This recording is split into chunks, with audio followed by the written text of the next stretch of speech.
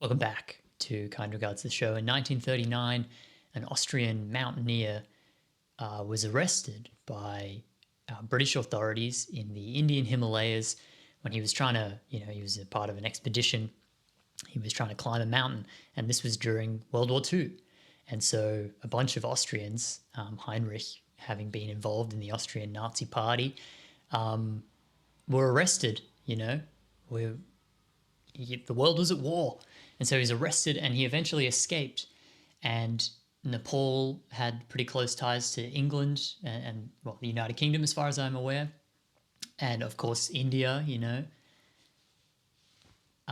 big British presence. And so what could he do? He escapes from his sort of internment camp. And what could the Austrians do? Well, they fled to Tibet. They fled to Tibet, which was a very closed off sort of nation in that time. We've got these kind of misconceptions about Tibet's sort of historical, I guess, distance and separation from countries around it. We think of Tibet as like this little bastion of, it was only Tibet and there was very little trade and very little, I suppose, interaction with China and with India, which historically speaking for a lot of history is not true. And there's a very interesting history of Tibet, which I've read, which you can check out if you like Tibet as much as Dale Cooper or myself do. But they fled into Tibet, and at that time, there was very few Westerners allowed in Tibet. It was not a place that you could just get a visa to and just go to. And so these guys rocked up in Tibet, and it was very strange. They had the threat of sort of imminent deportation if they got found at any of the sort of border checkpoints or in any of the cities. If they just rocked up, instantly someone would go, wait a second, wait a second, we got some honkies in the building. Oh, I don't know if I'm allowed to say that, but we've got some Westerners in the building, get them out of here, get rid of them. But Heinrich, in his book, this is detailed in the book, 7 Years in Tibet, spent a lot longer than just that in Tibet. And one of the things that he would have noticed is that Tibet was a deeply Buddhist nation. If you're in Tibet, in this time period, it would have been very easy to kind of get your daily dose of Buddhism. There would have been incense burning, offerings to, Buddhist deities perhaps. And people would have been regularly sort of meditating. There would have been monks walking around and, perhaps shrines in the home. You get the idea. It would have been very easy to be a Buddhist, to get your little daily dose of Dharma. James Lowe illustrates or brought this up in a talk of his, and he says, yeah, it's really easy. If you're in Tibet, you can be a little Dharma mouse. You can go out each day and get your little bit of Dharma and then go home and then, live your life and then go out again and get your little bit of Dharma and then go home. The culture is imbued with Buddhist principles. They are everywhere. And naturally, even if you're not an active Buddhist, you're absorbing these ideas. Now, we do not presumably live in Tibet. If you do, it's great to have you with us. But if you don't, if you live in a Western country like me, we are mice of a very different kind. And what I think is critical to acknowledge is what we are surrounded by. What is the ocean of culture that we are swimming in?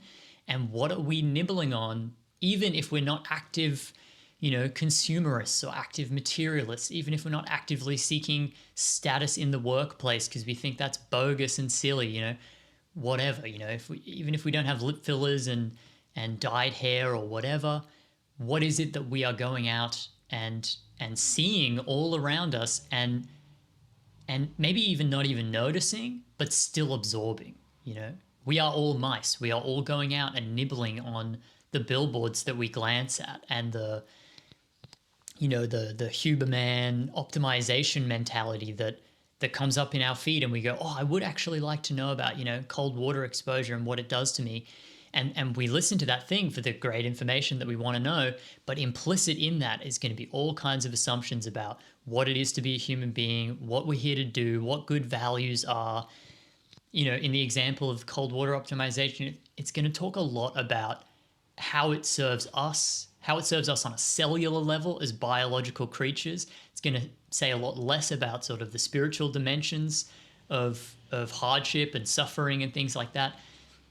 Just as an example of the assumptions that the sort of culture is bathed in. In terms of the marketplace, desire is good. Products are the answer. Oh, you want to be more psychologically in touch. Well, there's BetterHelp. There's all these products, these subscription services you can buy. Sign up to this Patreon. You'll get ideas like this. Money equals freedom and power. If you want more time, you need to get more money. If you want more control over the world, you need to get more money and more status. These are common assumptions.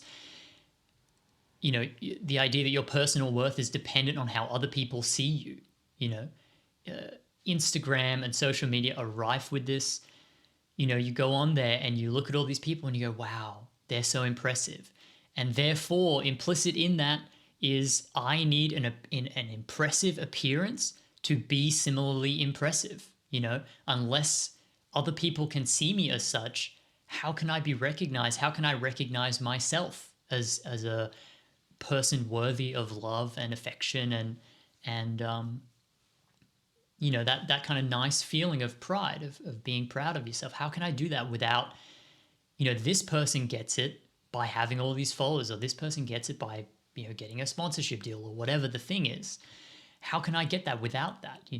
It can be very easy as little mice, running around the world, getting little tidbits of the dominant culture. It can be really easy to eat these ideas, to be fed these ideas without even realizing it. And so if we want to walk a different path, in my mind, we have two choices.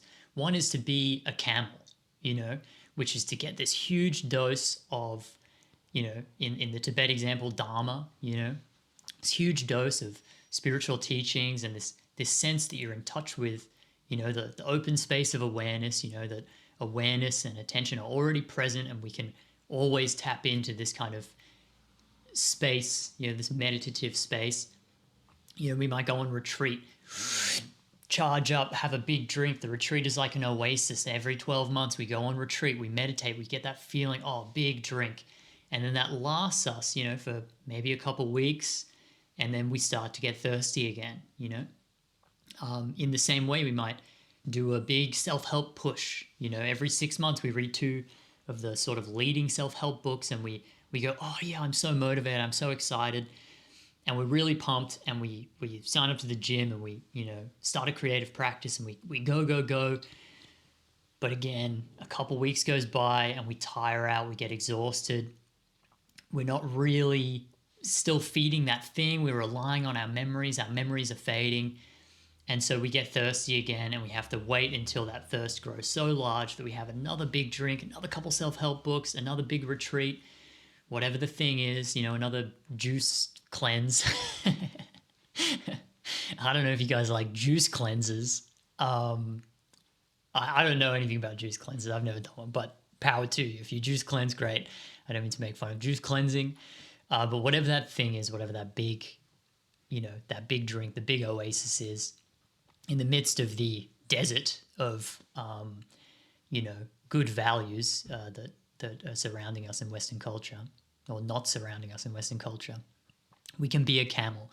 But there is another way, which is to be a mouse of our own making, to design our environments, our habits, our routines in such a way that we can get little tidbits of what we're doing here, why this is meaningful, why is it that I want to meditate every day? What is that for? Why do I want to exercise every day? What is that for? Why do I care? If other people aren't going to remind me of what is so meaningful about this, if it is not the normal thing to do to have a creative practice or to, be meditating every day, how do I keep in touch with that as a little mouse? How do I get little bites of that every day? I think that this is the other sort of option for us. And so if this resonates with you and you go like, oh yeah, so true. Like I do need to sort of keep in touch with these values that I have, whatever they may be. And I'd like to do that every day. I'd like to be kind of fed every day, instead of walking this desert, you know, charging up and being in this cycle of being on the wagon and off the wagon and on the wagon and off the wagon. You know, speaking of the wagon, what is AA? People who are in AA go to meetings regularly. They're trying to have these ideas always percolating in their mind, always topping them up, and always feeling like they're full, their belly is full, and they know what they're here to do. Why don't I drink? It's clear to me. I know the reasons why. And so we can do this if you're interested in doing this. And there's a couple great ways to do it. One right now that I'm doing, well, not right now, but I'm kind of right now, is I'm reading Oliver Burkeman's book, Meditations for Mortals, which is a kind of 4-week journey. You read one kind of chapter each night or morning or whatever, and you should try and limit it to one. And they're only a couple pages, they're like 2 or 3 pages. And over the 4 weeks, he kind of traverses these 4 kind of topics. It's a book about sort of how to spend our time wisely, how to spend our time in meaningful ways that we sort of can be proud of and enjoy. So it's a bit self-helpy, but it's also really relaxed. He does a great job at straddling the sort of line between like spiritual, hey, everything's going to be fine, don't worry about it, relax, it's all good, which can often lead to, for me, a kind of lack of ambition. And then the sort of more conventional self-help route of you have to grind really hard, working hard is the way to, feeling good. You can't be proud of yourself unless you went to the gym kind of mentality, which can be a bit too effortful and forceful and demanding ultimately. And it's really easy to fall off that. So Berkman strikes this balance really well. And he says, yeah, read one of these a night and reflect on them the next day, and then come back and do the next one, and just kind of keep, it's this nibbling mentality. It's the mouse mindset. Take a little bit, leave, come back the next day, take a little bit more. That's been really great. Jordan Shanks, who's a bit of a self-helpy guy here in Australia, has post-it notes. He works at a desk and he has post-it notes behind the desk that remind him why he's doing what he's doing. He's big into politics and content creation around the political landscape in Australia. And I assume he has quotes about how politics makes a difference in people's lives, why it is that he should be making this content and trying to affect the trajectory of Australian politics for young people, why it matters that young people are engaged, so that he can, he hits a wall or he gets thirsty and he can look up and be like, yo, that's why, right there. That quote right there is what I'm in it for. There's also a great practice of journaling. I do this especially when I'm trying to get a hold of a practice that I've been lagging on. So meditation right now, I'm not meditating every day. I wish I was.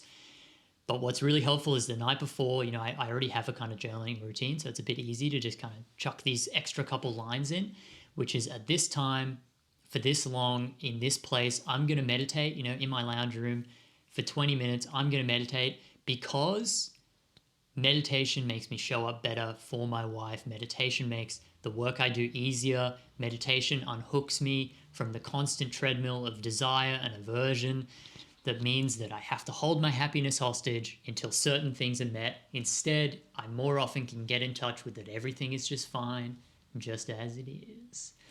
And when I write this out, I go, yo, that's pretty sick. And it kind of programs my mind a little bit. It feeds me the reasons why I'm doing this. It feeds me the values that I care about. And then when I wake up and I've done a little bit of exercise, I go, oh yeah, I'm going to meditate for 20 minutes in this room. It's already preloaded up here because, yeah, I want to be a good husband. I want my videos to be great. I don't want to be constantly trying to get what I want in order to feel okay. I want to be able to feel okay with the world as it is. These are great things. I remember that, and then I'm in. For those of us who are on our phones a lot for work or whatever, there's also there's inspiring quotes that you can, like a little app probably that you can get that changes your background so you can have like good quotes. There's also different apps for like, if you go on like Pinterest a lot, every time you open Pinterest, it comes up with like a quote like, how we spend our attention is how we spend our lives. Our life equals our attention. And you go like, oh yeah, do I want to pay attention to Pinterest right now? Yeah, maybe I do. And then you can choose that more wisely, with more enjoyment and mindfulness. Or you can go, actually, that was an automatic behavior. I've got a little bite of my real values, that my attention matters, that I don't want to squander it on stuff that maybe isn't so important as this other thing that I'm supposed to be attending to, but I'm procrastinating from. Little dose. You can get little doses and you can sprinkle them out. Our environment is up to us. We design our environment. We can customize our phones. I've got that sort of dumb phone thing, so I don't have icons. I just have a list of apps, no notifications on the screen. That really helps me from being sucked in. Oh, I have a message. I have to read it right now. No, I don't have to. I check my messages later. Once my writing work is done, that's when I deal with that. So we can design our environment like that. We can put the proper sticky notes up. We can get into a habit of reading the things that matter to us, just a couple pages of self-help or just a couple pages of, a book by Adyashanti or a book by Thich Nhat Hanh, in terms of the meditation space. If it's exercise you're into, you can do the same thing. Little tidbits, little bits, so that we're always ticking along. We know what we're here to do, and we don't have to do this binge, starve, oasis desert oscillation, which leaves us really pumped and then really depleted, and then really pumped and then really depleted. We can unhook from that if we take that Tibet mentality, the Dharma mouse mentality, into our own lives. And I think the critical point here is, if you don't do it, if you don't feed yourself, then the culture will feed you. There is this vast industry trying to vie for our attention, trying to get us to eat what they want us to eat, right? Like, if we don't have a practice of cooking, the convenience industry is going to swoop in and go, oh, but look, this meal has protein. It takes you 3 minutes to microwave and it has all your macros sorted. They're going to convince us that that's okay. They're going to convince us that buying frozen meals is actually a great use of our time. And look, for you, maybe it is, but for me, it's not. I got enough time to cook. I care about what I eat. I don't want preservatives in my food if I can avoid them. And so I need to be on top of that, right? I need to care about what I'm feeding myself, both obviously literally, but then also in terms of the content that I consume. If I'm just scrolling YouTube shorts, I'm going to watch some garbage that is going to, sink Andrew Huberman's optimization mindset into my dome, and I'm going to get lost on that. It's going to be in there percolating, and instead of acceptance, I'm going to be striving. Instead of, contentment, I'm going to be discontent, reaching, grasping for things that ultimately leave me on the treadmill, the treadmill that the pleasure industries and the consumption industry relies upon. The reason their products make money is because they don't satisfy us deeply. They don't leave us happy. They rely on dissatisfaction to keep us coming back. And so if we're not feeding ourselves, we're not deciding what goes in, someone else is. Someone else is going to decide that for us. They got billions of dollars to, the industries collectively, to throw up billboards and, thinkers to appear on the podcast that you love, to convince us that, buying vitamins instead of a balanced diet is actually the way to optimize. They're gonna get us. And look, these are all just examples. What I don't want to do here is make the case that I know what the optimal thing is and I know how to do it. But I think you guys get the point that that we have values. It's important to follow our value compass. If our values lay in meditation, it's going to be a pretty rough kind of desert out there. And we need to, pack our water bottles accordingly, not rely on the oasis. I think you guys get it. Thanks very much for being here. I hope this was helpful and not too preachy. If it works for you, it works for you. If it doesn't, chuck it in the bin. Go watch something else. Hopefully that resonates. But it's good to have you with us at Kind Regards to the show.